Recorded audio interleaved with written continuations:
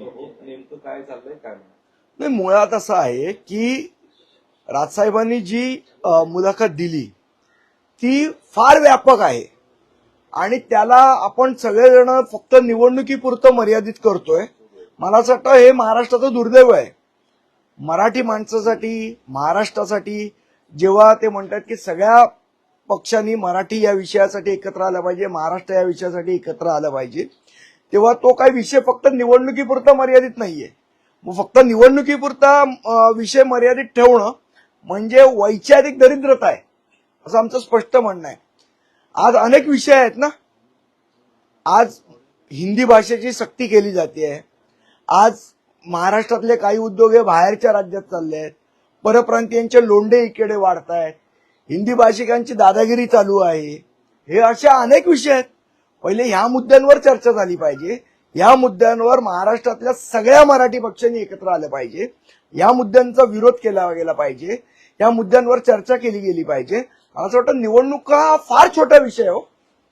महाराष्ट्र आणि मराठी माणसापुढे, त्याच्या हितापुढे निवडणुका हा काही विषय नाहीये. निवडणुका येतात, निवडणुका जातात, निवडणुका हरतात, निवडणुका जिंकतात. पण फक्त एखादा विषय निवडणुकीपुरता मर्यादित ठेवणं मला असं वाटतं हे वैचारिक करंटेपणा आहे. पण ठाकरे बंधू एकत्र येतील हे तुम्हाला आवडणार नाही का जर आले तर? नाही, विषय मला आवडायचा किंवा तुम्हाला आवडायचा नाहीये ना. विषय काय आहे? मराठी माणसाचं हित आणि महाराष्ट्राचं हित. त्यासाठी जे जे करावं लागेल ते केलंच पाहिजे. पण त्याच्यासाठी ठाकरे बंधूंनी एकत्र यायला पाहिजे. आता काही कुठली निवडणूक नाहीये, निवडणुकीचा विचार नाहीये.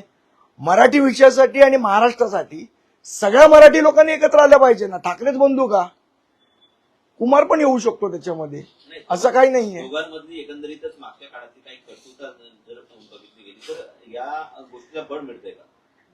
माझा ट्विटचा अर्थ असा आहे की एखादा विषय फक्त महाराष्ट्राच्या आणि मराठी माणसाच्या हिताचा जेव्हा आपण बोलतोय तेव्हा तो फक्त निवडणुकीपुरता मर्यादित नसावा. निवडणुका येतील तेव्हा त्या विषयावर काय ते नेते मंडळी निर्णय घेतील. पण मराठी माणसाच्या हिताचे जे विषय आहेत, महाराष्ट्राच्या हिताचे विषय आहेत, त्याच्यावर आपण पहिले विचार करायला पाहिजे ना. आज हिंदी भाषेची सक्ती महाराष्ट्रावर लादली जाते, मुलांवर लादली जाते. त्याच्यावर पहिले एकत्र येऊन आवाज उठवायला पाहिजे, मग बाकीचे विषय नंतर. आज ज्या पद्धतीने दादागिरी चाललेली आहे, एखादं जर समजा अनधिकृत बांधकाम, मला माहित नाही ते कोर्टात केस पेंडिंग होती की नाही, मला कल्पना नाही, पण तोडल्यानंतर जर एक समाज एकत्र येत असेल तर मला असं वाटतं हाही मोठा विषय आहे. त्याच्यासाठी वॉर्ड ऑफिसर सस्पेंड होत असेल हाही मोठा विषय. ह्याच्यावर पण चर्चा व्हायला पाहिजे की ते बांधकाम अधिकृत होतं का अनधिकृत होतं. सर, एकूण आपण जर बघितलं राज ठाकरेंनी देखील सर्व म्हणजे व्यापक विचार दाखवत सर्वांनी एकत्र यायला पाहिजे असं सांगितलं, म्हणजे इन्क्लुडिंग शिवसेना उभाटा. उद्धव ठाकरेंनी म्हणजे मतभेद शुल्लक आहे जसं राज ठाकरेंनी म्हटलं, उद्धव ठाकरेंनी म्हटलं एका भाषणामध्ये की मतभेद सोडले. गेल्या अनेक दिवसांपासून फक्त अशा चर्चा, अनेक वर्षांपासून त्यांचं भाषण असं चालू, मी जे ऐकलं ते की महाराष्ट्र द्वेष्टी लोकांना तुम्ही भेटू नका, बोलू नका असंही म्हणाले ना ते. आता जसं भारतीय जनता पक्ष हिंदुत्वाचं सर्टिफिकेट वाटत सुटली आहे की हा हिंदुत्ववादी, हा हिंदुत्ववादी नाही, हा हिंदुत्व द्वेष्टा, हा हिंदुत्व द्रोही. पहिली गोष्ट, भारतीय जनता पक्षाने असं सर्टिफिकेट वाटू नये ही आमची भूमिका आहे. त्याचप्रमाणे हा महाराष्ट्रप्रेमी, हा महाराष्ट्रद्रोही ह्याचं सर्टिफिकेट वाटण्याचा अधिकार शिवसेनेला नाही. असं आहे की बात निकलेगी तो बहुत दूर तक जाएगी. 17,000 केसेस भोंग्याच्या आंदोलनाच्या उद्धव ठाकरे मुख्यमंत्री असताना आमच्या महाराष्ट्र सैनिकांवर टाकली. ती चूक आता उद्धव ठाकरेंना वाटते का? आणि जर वाटत असेल तर महाराष्ट्र सैनिकांची माफी मागणार का? असे अनेक विषय आहेत. पण आता मुद्दा तो नाहीये. मुद्दा हा आहे की मराठी माणूस आणि महाराष्ट्रासाठी च्या विषयांवर. आज तामिळनाडूमध्ये बघा ना, डीएमके एआयडीएमके काय एकत्र निवडणूक लढवते का? वेगवेगळ्या निवडणूक लढवतात. पण जेव्हा कावेरीचा विषय येतो, पाणी वाटपाचा विषय येतो, तेव्हा त्यांचे सगळे आमदार पक्षीय मतभेद विसरून सगळे एकत्र येतात, एकत्र आंदोलन करतात. त्या पद्धतीचं वातावरण महाराष्ट्रात झालं पाहिजे अशी भावना राजसाहेबांनी त्या मुलाखतीत व्यक्त केली असं माझ्यासारख्या कार्यकर्त्याला वाटतं. त्याच्यानंतर अमय कोपकरांची भूमिका अमय कोपकर सांगते. तुमच्या भूमिकेवर माजी महापौर म्हणतात की मागची ओझी आता टाकून द्या, म्हणजे एकत्रित येण्यावर सर्वसमावेशक विचार व्हावा असा विचार होता. नाही नाही, असं आहे, मागची ओझी टाकून द्या, पण पुढची जेव्हा तुम्ही गोष्ट करणार आहात तेव्हा मागच्या या गोष्टी आपल्या चुकल्या किंवा बरोबर होत्या किंवा ह्या काही तर त्याच्यावर चर्चा व्हायला पाहिजे. ठीक आहे, मागची ओझी टाकून देता. आज आम्ही आंदोलन करतोय हिंदी भाषेसाठी, त्यांनी जॉईन व्हावं, आम्हाला पाठिंबा द्यावा. पण एकंदर जर आपण बघतोय, तुम्ही जसं म्हणताय की कुठे ना कुठे कालचं जे त्यांची मुलाखत आहे ती फार निवडणूक सेंट्रिक लोक करतायत का? कारण त्यांचं म्हणणं निवडणूक. हा, मला असं वाटतं की कालची त्यांची जी मुलाखत होती ती मी काय झालं ती सकाळी बातमी चालू झाली त्याच्यानंतर पूर्ण मुलाखतच मला बघायला नाही मिळाली. नंतर मी रात्री ती पूर्ण मुलाखत बघितली. मला असं वाटतं त्या पूर्ण मुलाखत ही खूप व्यापक दृष्टिकोनातनं बघितली पाहिजे. उबाटा आणि मनसे युती एवढ्या संकुचित विचारांनी ती बघू नये असं मला प्रामाणिकपणे वाटतं. मराठी माणसाचं हित, महाराष्ट्राचं हित, त्याच्यामध्ये मग अनेक अनेक अनेक मुद्दे येतात. परप्रांतीयांचे येणारे लोंढे, इथे मराठी भाषा आम्ही शिकणार नाही असे अरेरावी करणारे लोक, महाराष्ट्रातले काही उद्योग बाहेर जात आहेत त्याचा प्रश्न, मराठी माणसाचे अनेक प्रश्न आहेत. या प्रश्नांवर महाराष्ट्राच्या हिताचे अनेक प्रश्न आहेत. आज जसं राजसाहेबांनी सांगितलं, आज गोदावरी सारखी महाराष्ट्रातल्या नद्या प्रदूषित, हाही महाराष्ट्राच्या हिताचाच विषय आहे ना. या सगळ्या विषयांवर पण आपण चर्चा केली पाहिजे. फक्त निवडणूक एके निवडणूक, तू ही जागा लढ, मी ही जागा लढतो, तुला मुख्यमंत्रीपद, मला उपमुख्यमंत्रीपद, एवढ्या मर्यादित स्वरूपाचा विचार राजसाहेबांनी कालच्या मुलाखतीत मांडला नव्हता असं मला प्रामाणिकपणे वाटतं.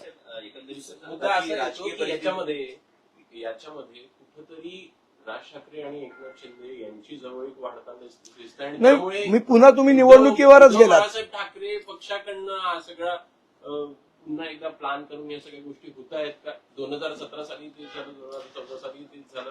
या अगोदर देखील वारंवार तुमच्याकडनं टाळी देण्याचा प्रयत्न झाला, त्याला प्रतिसाद कुठेतरी दिलेला नाही. आता प्रतिसाद हा निवडणुकीच्या अनुषंगानं देण्यात येतोय का असं वाटतं? 2017 महापालिकेदरम्यान एक प्रयत्न झाला होता अशी माहिती. 2017ला त्या सगळ्या प्रोसेसमध्ये मी स्वतः इन्व्हॉल्ड होतो. त्या सगळ्या प्रोसेसचे कसे 12 वाजवले गेले शेवट याचा मी साक्षीदार सुद्धा आहे. त्यावेळेला कदाचित त्यांना वाटलं होतं की आम्ही भारतीय जनता पक्षाबरोबर जातो की काय, युती करतो की काय, म्हणून ती निवडणुकीसाठी खेळलेली खेळी होती 2017ला उद्धव ठाकरेंनी. मी सांगितलं ना तुम्हाला, नंतर त्यांनी फोन उचलायचे बंद केले. आता दगा कोणी दिला हा पुन्हा सांगायचा विषय नाहीये, तो अद्यारूटच आहे कोणी केलं ते. कारण बाळा नांदगावकर स्वतः 2017ला मातोश्रीवर जाऊन आलेले, नांदगावकर साहेब स्वतः गेलेले. तरी म्हणजे नांदगावकर साहेब दादरवरनं मातोश्रीवर गेले, पण उद्धव साहेब पहिल्या मजल्यावरनं तळमजल्यावर आले नाही. हा विषय आहे त्याच्यामध्ये. त्यामुळे आता 2017चा विषय काय झाला तो तुम्हाला सगळ्यांना माहितीच आहे. 2014ला काय झालं हेही तुम्हाला मी काल सांगितलंय. त्यामुळे विषय असा आहे आत्ताच्या पुरता की निवडणुकीच्या वेळा बघू. आता मराठी माणसासाठी, महाराष्ट्रासाठी, सगळ्या महाराष्ट्रातल्या ज्यांना ज्यांना मराठीबद्दल प्रेम आहे, ज्यांना ज्यांना महाराष्ट्राबद्दल आस्था आहे, त्या सगळ्यांनी एकत्र येणं गरजेचं आहे. अशी व्यापक भूमिका साहेबांनी कालच्या मुलाखतीत मांडली असं माझ्यासारख्या एका राजकीय कार्यकर्त्याला वाटतं.